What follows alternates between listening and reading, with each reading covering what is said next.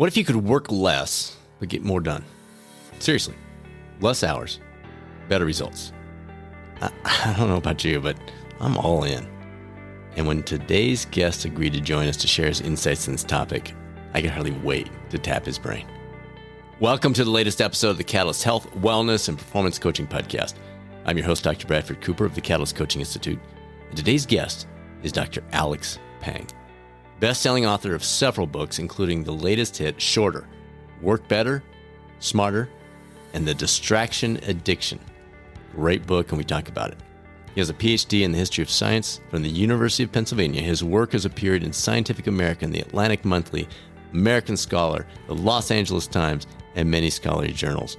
I am so excited to have his work make my work, I hope, just a little more manageable going forward. By the way, he is in a really cool spot. Those of you watching the video, I can see this, but he's in a really cool spot.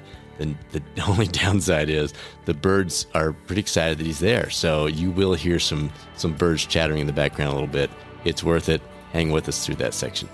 By the way, we talk a lot about being a catalyst here on the show, someone who makes a positive difference in the world without getting used up in the process. This episode is being released the week of Thanksgiving and a month before Christmas.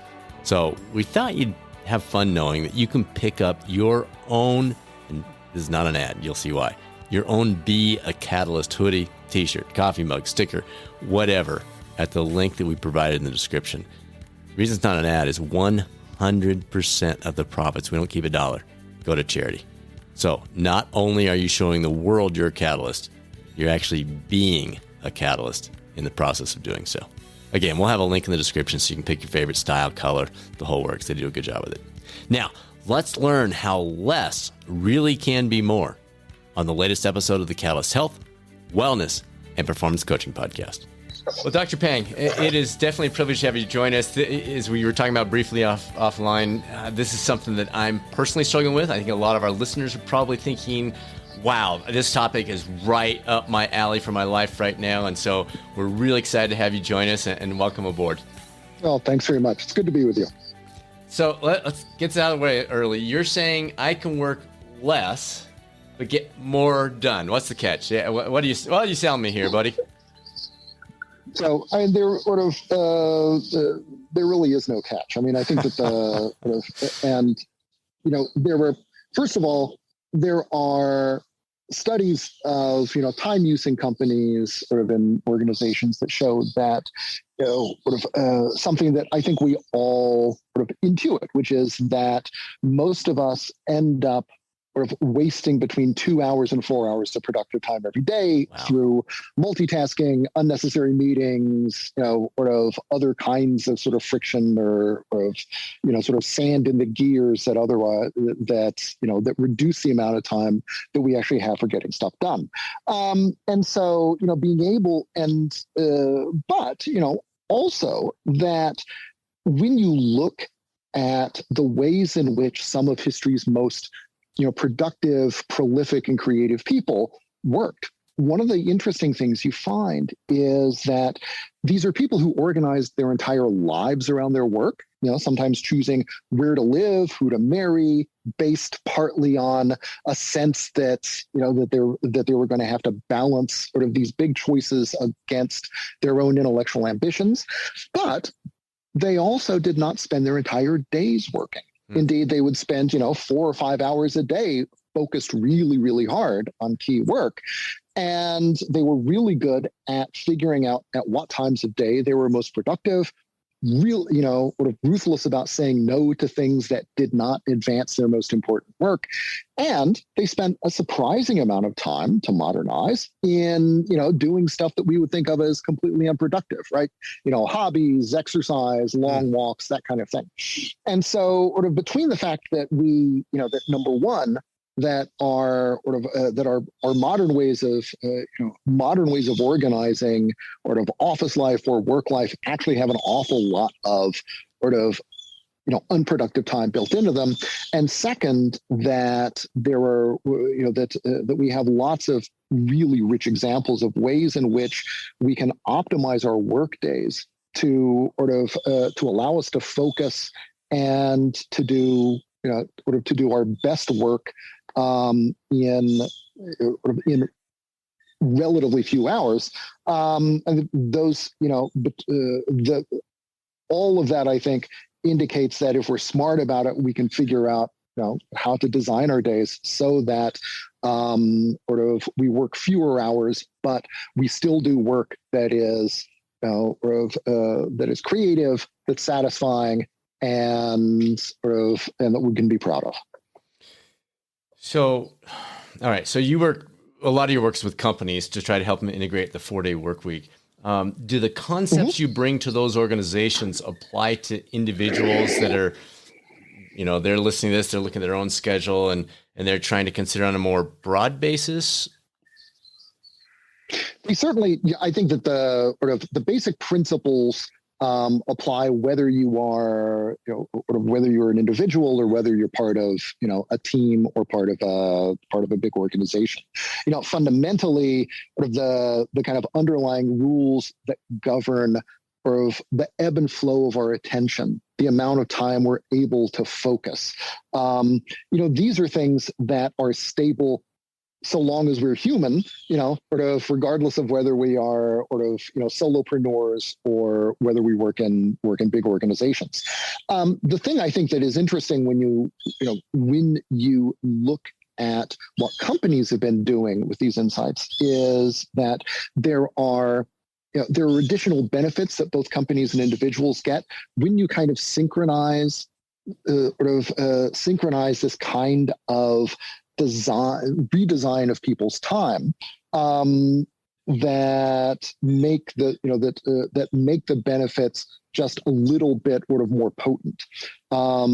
So there's additional social reinforcement that you get when you have time for everybody to to focus on their most important work, for example. There's also somewhat an effect like, when you were in college and you were studying for finals in the library. Right, being around other people who are deeply focused has a kind of social contagion effect, and so I think that companies have demonstrated an ability to use these insights just as individuals who have a lot of freedom over their time have been able to use them for quite a while, and make make the benefits of shorter hours and more focused hours available to everybody across an organization. All right. Your book, which we'll link to in the description here, it gives a step-by-step plan. Without giving that away entirely, can you help us understand some of the initial steps for people that are wanting to make this a reality? Because I'm trying to glean a lot from you today and figure out how can I take this in the right direction. And I bet a lot of other people are too. Mm-hmm. Well, I think if you're in an organization, I think that the first thing that just about every company does is make meetings a lot shorter, right? The 1 hour, all hands meeting turns into a 10-minute stand up with an agenda, with clear deliverables. It also often becomes a lot shorter. This is valuable for a couple of reasons. Number one, just you think about the amount of time that people spend in meetings. Getting a handle on that can free up can free up hours for a lot of people. It's also important because it shows that there is this thing that we've all complained about that we all know can be better, but which has proved really difficult to solve, but actually is solvable. And it's solvable by working together. And it's a powerful lesson in how that kind of cooperation and collective action can serve to to solve problems that are really difficult for each of us to solve individually. So I think that and so virtually every place that that I work with and every place that has done this themselves talk about the first thing they always talk about is meetings. And so so that's where you start if you are if you're a company. If you're an individual, I think that the thing that you look first at is what time, figuring out the time of day during which you are at your kind of creative and productive peak, and then developing a kind of daily schedule and practice that ring fences that that, that takes distractions out of it, that and allows you to use that time to optimal effect. Because 2 or 3 hours of deeply focused time in productivity terms is worth 6 or 8 hours of kind of semi-distracted time in a state of continuous partial attention, as Linda Stone would have put it. So and so that's those are the first things to do if you're a company or if you're an individual. So how do you break it in health and wellness, which a lot of folks listening to this are involved in that industry? It's so difficult to get away from your habits, your traditions, your routines, even if you know it's better. So I was thinking about today's schedule. I got up early, a little bit after 5 a.m. My first thing I typically do is get the dog up and then go down and read the Wall Street Journal online and check in on emails. But it's very low. I love mornings. So that would be, if I were talking to you, if you were consulting with me, you'd say, okay, Brad, that's your time. And yet I'm kind of throwing it away on low mental aspects because I really enjoy that first hour of just kind of seeing what's going on in the world. How's the dog doing? Et cetera, et cetera. Would your guidance be, man, Brad, if you're dialed from 5 to 8 a.m., let's use that or would you say, you know what, maybe we just let's stay with the routine, but let's trim it down to 20 minutes and then let's jump in. What about and everybody has their different routine. That's just an example. But what do you say for those routines that people are comfortable with, but it's not necessarily the optimal use of my best time or someone's best time? Okay, I think the first thing I would say is that it is eminently possible. It's within all of our abilities to sort of essentially experiment with these things, with our routines, to figure out whether or how we can improve them in order to reach whatever goals we want. It may be that if you are in an especially, let's say, high stress job with a lot of uncertainty, that for the early morning, the most important thing is maybe being in control of your time and being able to do things at your pace rather than at a pace dictated by, whatever latest emergency or the priority comes up.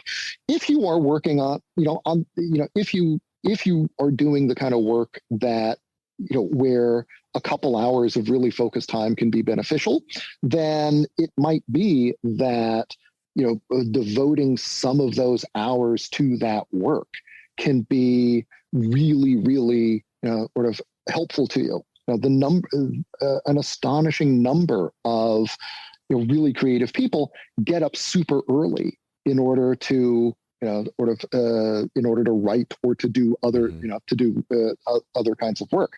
And I think that this is something that I do myself when I'm working on a book.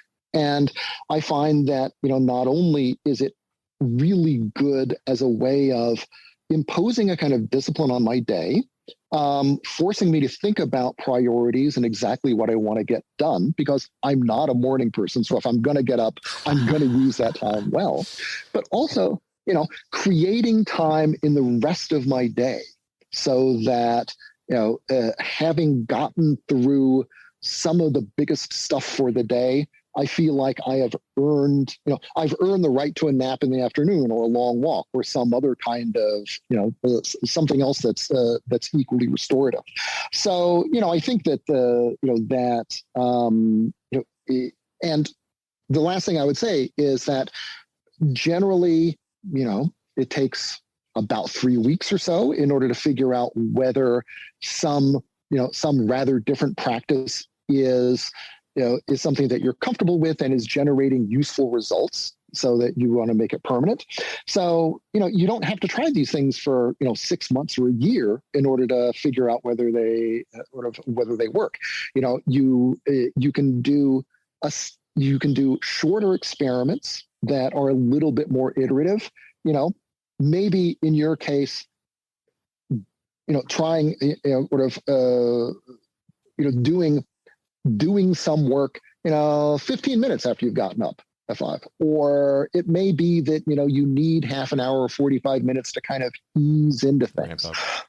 It's exactly, but these are things that you can, that you can figure out for yourself without a huge amount of, time or expense. It really is just, being mindful about what you're doing, being consistent about it for a few weeks, and then evaluating the results and deciding, and deciding, okay, either you keep the practice, you abandon it, and maybe you probably have some ideas now for the next thing that you can try out. So I think that that nobody, I am. Everybody has the capacity to to figure out and iterate and improve on these practices. And it's just a matter of having a little bit of discipline and and being able to stick to something and to be able to reflect on it and have some measures that at the end allow you to make a decision about whether this is something that works for you or doesn't. All right. So let's try this. So what about the person, what about in terms of routine or habit? A lot of habits are, I'm used to working 60 hours a week. Like, how can I get down to 40 or 30 or 25? So I'm hearing some voices in some people's heads, maybe mine, that say, well, yeah, I could cut that back, but then I wouldn't feel like I'm getting as much work done. And talking to you, you're saying, oh no, you can get as much done if you're more effective. But I don't know, there's something in my gut that says, and I know the right answer to this, but talk us through this a little bit, of the person that says, well, I'm just used to working a 12-hour day or a 10-hour day. I don't know what I'd do with myself if I did. What about that, the psychology behind that piece? Sure. First off, I think that if you think about things that you've gotten good at, does it take, once you become expert at something, does it take you a lot longer to do that thing? Generally, it does not. Great question. Right. Yeah. One of the measures of expertise is that you do not spend the kind of time you did in year one, kind of flailing around, trying to figure out what it is that you're doing, of having making elementary mistakes. You are a lot. One of the signal features of expertise and skill is that you are better at managing yourself and managing your time and doing in maybe minutes what it used to take hours to do. The problem is that we live in a culture that conflates long hours with dedication and professionalism. Yeah. And I think that that this is this is a very powerful default, but it is one that we can overcome. I had one company that switched to a 4-day week, and the CEO said, I used to hire people, look for people who could sleep under their desks, and now I realize, I am not interested in the person who needs 12 hours to do something, right? What I want is the person who needs 6 hours to do that thing. And I think that what that indicates is both the power of the default that says that long hours equal something good, but also the fact that this is a default that is changeable. As for the question of what do you do with your time, people figure that out. I think I've one of the things that I always do when I'm spending time with companies that have moved to 4-day weeks is ask people what they do with their free time, and they do like shockingly wholesome things. Right? They go back. They start going back to the gym. They cook more. All the things that you do when you don't have enough time that aren't very healthy. Those habits you give up, and and you kind of take back the ones that do you good. Yeah. You spend more time with family. You do more community stuff, and so I will not tell you what you should do with those hours that you get back, but it is much less of a problem than you think it's going to be. So if you're smart enough to figure out how to move to something like a 4-day week or a 6-hour day, then you're smart enough to figure out what to do with your free time. Okay, so let's talk about what you just threw out there: the 4-day week versus the 6-hour day. Mm-hmm. Technically about the same, but I was talking to somebody just the other day, and they were recommending lean to the 4-hour or 4-day week because that keeps work completely out of your head. You don't have the distraction. You're not thinking about it all day long while you're supposedly enjoying yourself. Whereas the six-hour day, you may not do that, or the 4-hour day or whatever we talk about may not do that because you work, and then those extra 3-4 hours you've got, you're just ruminating. You're just like, oh man, that email that came through that I didn't get that done. Do you have a strong preference to one or the other? Or do you feel like, you know what, they're basically the same. It's how you handle it. There is not yet strong evidence that indicates whether psychologically one of them is better than the other in terms of reduction in rumination time or increased value for restoration. I think for most organizations it comes down to what the market will put up with. There are plenty of there are some industries like advertising and PR where not a lot already happens on Fridays. Right? Nobody publishes good news on Fridays. And so that's a natural day to cut out of the calendar. In other cases, companies that feel like, you need to have a kind of public face 5 days a week, reducing working hours across all 5 days feels like the more sensible thing. And then there are some cases where, companies or government offices will move to a shift system where people work 6-hour days, but the office is actually open 12 hours a day. And so your kind of interface with your customers, with your public actually expands, even as working hours for individuals goes down. And so that's another, which is important, with governments, because there's always suspicion about, Sure. lazy bureaucrats, blah, blah, blah. But, if you can now deal with, if this is a change that makes it easier for the public to get public services, then people are much more likely to be in favor of it. So, but I think, and then past that, different people will maybe have preferences based upon other external things, child pickup, whether you have hobbies where being able to, get away for 2.5 days would be like a game-changing thing. But we don't yet really know whether, in terms of sort of long-term psychological benefit or health benefits, whether moving to a 6-hour day is better than moving to 4 8-hour days. That's just something we gotta, something I hope someone is able to answer before long. Yeah. Yeah. All right. You mentioned objectively tracking some of this stuff. Let's run down that path a little bit. So someone says, okay, I'm going to give this a shot. I'm all in. What would be some of the things you'd recommend they do track? So it's not simply they've just eliminated part of their job, but they're literally getting the same things or more done, and yet not working 60-hour weeks, 50-hour weeks, et cetera. Right. So it is important to have sort of some measure, to have measures or standards for success during your trial period. You think most companies will do a trial, let's say, of 3 months, during which you try and figure out how to make all this work. It's a highly experimental period. You're trying a whole bunch of new practices, and at the end of that, you make a decision: does this feel like something that the organization can sustain?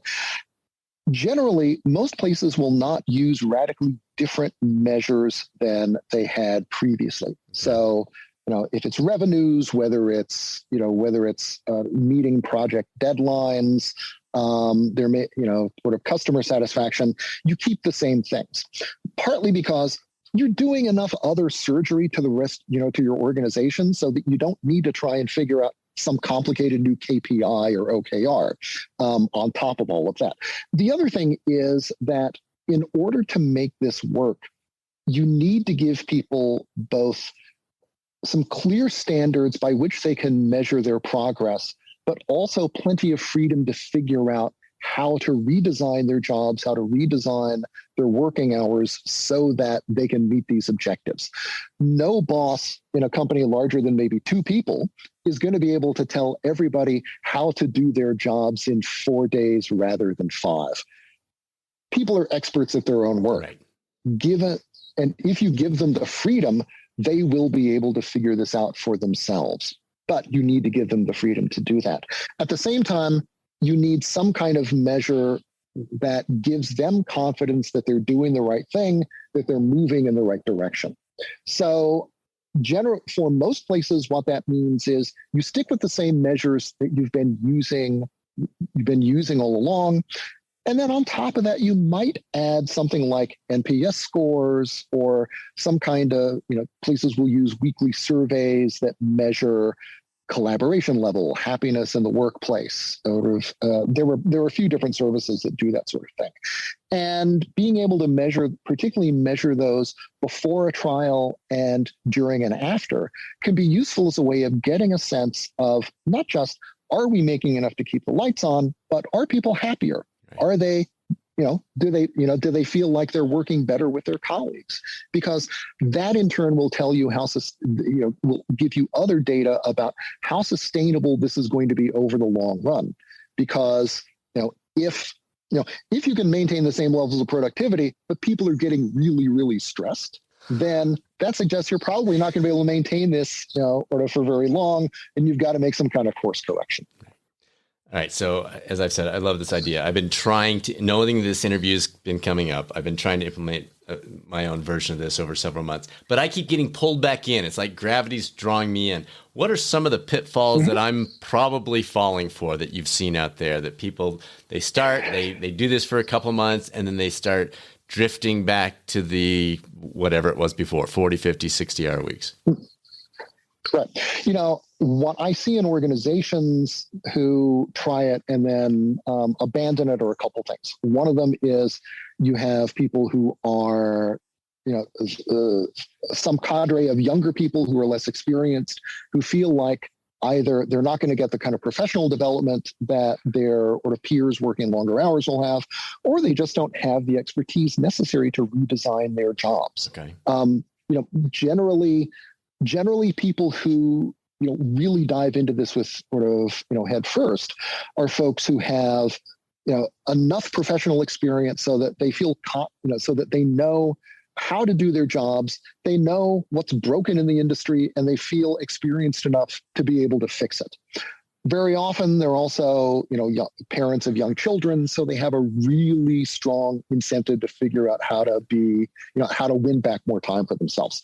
I think also that in a couple cases, there were places where, investors rebelled, or where they felt like it had too adverse an effect on company culture, that, that one place, for example, allowed everyone to choose their own day off.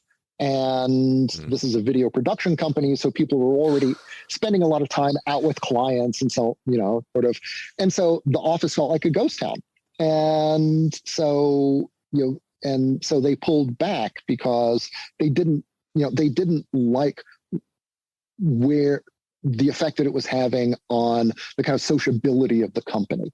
So, but I think that, more broadly, it is always really tough to try to implement a change like this in a world that hammers the message that, that overwork is both inescapable and inevitable and a good thing. Right. And, that sneaking, and moving away from that sneaking suspicion that, that if, that on the day that you're taking off, there is some big opportunity that, some potential new client, or, something that you are going to miss because you are no longer always on and always available is, I think that is a genuine anxiety that you've got to kind of sort of learn to overcome. The good news, though, is that it certainly is possible to overcome it, and that the benefits that come over time from learning either how to rest better yourself, redesigning your days, or as part of an organization, figuring out how to do this for everybody, that the benefits outweigh whatever, potential, kind of theoretical lost opportunities that sort of might, that might be left on the table because you're now everyone's working a 6-hour day or 30, or 6-hour day or 4-day week. Right. Okay. You've given me some traction here. I don't want. I've just got a couple of questions left. I don't want to have us wrap this up without touching on one of your early books, The Distraction Addiction. That seems to be such a big issue. I'd say bigger than any time in my lifetime before. What are some of the insights from that book that might get us rolling in the right direction in terms of distractions? Things that might surprise people, not your typical stuff, but what are things that people might go, wait, what? That's interesting. Mm-hmm. Well, one of the key messages of the distraction addiction was that we need to think of our relationships with technologies a little differently than we normally do, right? Humans actually have an incredible capacity to use technologies to kind of extend our physical abilities and our cognitive abilities. Philosophers talk about this idea of the extended mind, which and the short version is that humans are amazingly good at offloading certain kinds of tasks onto our phones or to paper or such, and that this is actually something that makes us more human.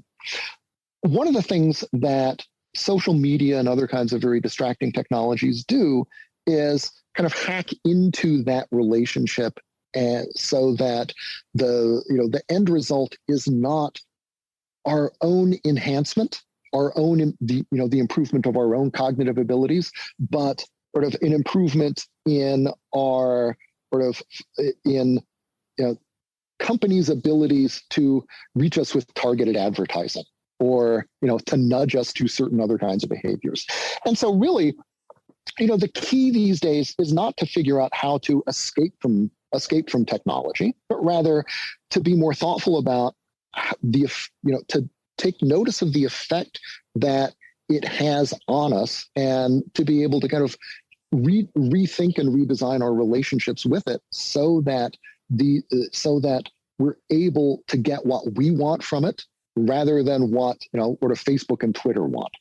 I think that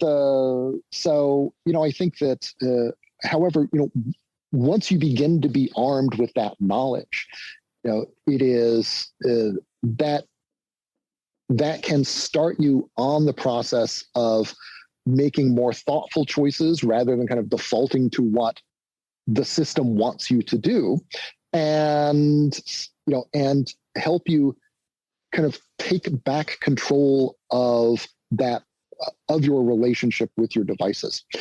Fortunately, in the last few years, we've had things like sort of reports on screen time, the implementation of focus time in iOS, focus modes in Windows that go some way to helping us sort of deal with some of these issues.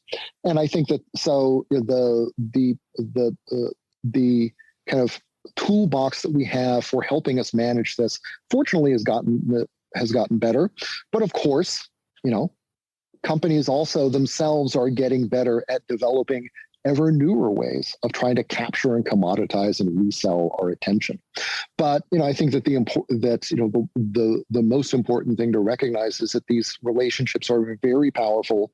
They are part of what make us human, and that if we can regain control over them, then we can have much better and much more human lives with these technologies than we can otherwise. I love what you said. I was just jotting a note down here. Be clear, be purposeful about what we want out of it versus what, fill in the blank social media company wants out of it. So essentially you're saying you get to be the chief technology officer of your life. Like that's what we need to be doing. We need to be analyzing how much time is being spent. Why are we using Twitter? What is the purpose of Twitter or Facebook or Instagram or Snapchat or whatever? And is that producing the outcome we want, just like a CTO would do for a company? I love that. Exactly. What about outside of the technology side? Any other aspects of the distraction piece that maybe we haven't really considered before? That is a good question. I mean, it's the book. The book came out 8 years ago, so it's been a while. But I think that let me think for a second. Sure. It is absolutely the case that I think over the last year and a half, one of the things that we have learned is the degree to which our attention and how we are, the degree to which we are able to spend our time well on the things that we mean to spend them on really depend on developing and being in a world that supports supports routines, right? Good practices. Routines are the sort of thing that tend to get a bad rap, right? Something that is routine is, it's kind of dull. Negative, it's not, right. But yeah, exactly. However, as I think we've all had a year and a half in which our normal lives, have been sort of, to one degree or another blown up. And I think we've seen that, in point of fact, routines are an essential foundation for having good lives and for doing good work. Yes. And in a sense, they provide us a way, sort of when they serve us well, one of the things that they do is help us focus our time on the things that really matter to us, rather than distract our time onto things that do not. And so I guess in a way, if I were writing a sequel to The Distraction Addiction, it would be about focus and distraction around time rather than around, around cognition and attention.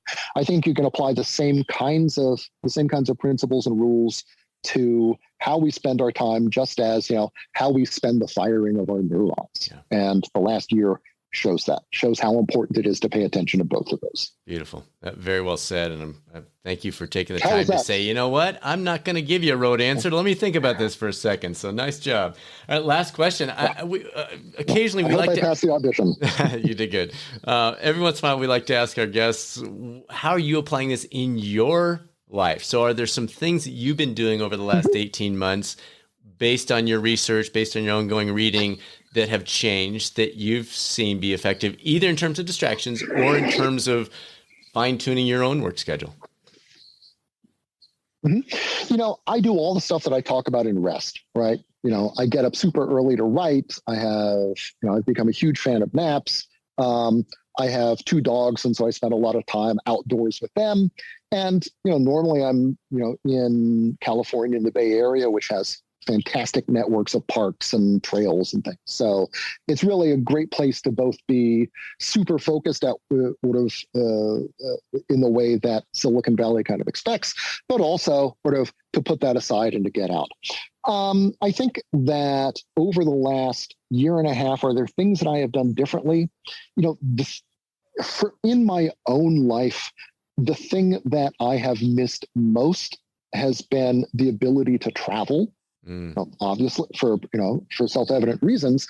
And I think that while getting up to do a 3 a.m. talk in California to, sort of a morning session in Munich reproduces some of the feeling of being on an airplane and jet lagged, it's still not exactly the same thing. But it has reminded me of the degree to which being on the road actually was an opportunity to practice in a different kind of mode many of the things that I talk about shaping and improving work at home. That the things that I liked best about being on the road often were being able in the evenings to go on like long walks in London or Seoul, right, or wherever, and think through and reflect on the stuff that I've been doing during the day. The opportunity to sort of to have periods where you're both working really hard at a keynote, at a conference, at a client site, but also, structured time where where you're sitting on the plane and you really can do nothing but listen to the hum of the engine. Yeah. And sort of, and you've just, and the best, and sort of have these long stretches where the best thing you can do is just let your mind go and ruminate. I think and I've realized that, the thing that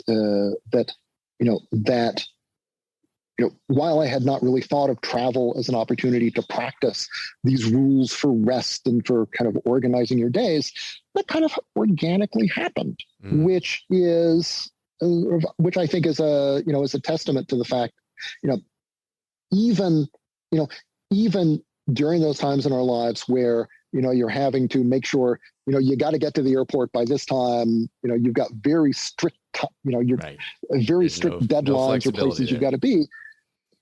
There's no flexibility there, but even in those kinds of schedules, it is possible to find periods that you can reclaim for yourself, that can rebalance that kind of intensivity of work. And, if you look for it, you can find the time for that kind of rest and reflection that, not only make your life better, but make your work better. Beautiful. Dr. Pang, great stuff, man. Thanks. We worked really hard to get this interview lined up. You did great. It was worth the wait. Good luck with everything you're dealing with on your end. Really appreciate the time. Oh, thank you very much. It's been a pleasure talking to you.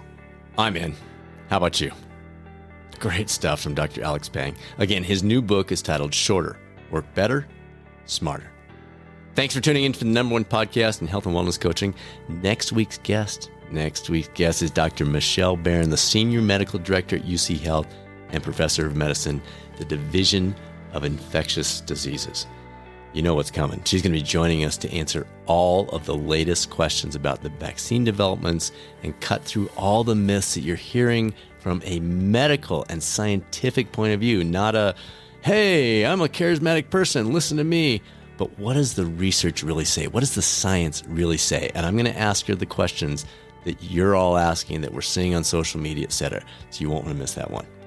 If you're a health and wellness coach or you're thinking about heading that way in your career, we'd love to have you join us over on the Facebook forum. It's called the Health and Wellness Coaching Forum, and you can find it in the groups. We'll have a link to that, or you can drop us a note, results@catalystcoachinginstitute.com. We can send over that link.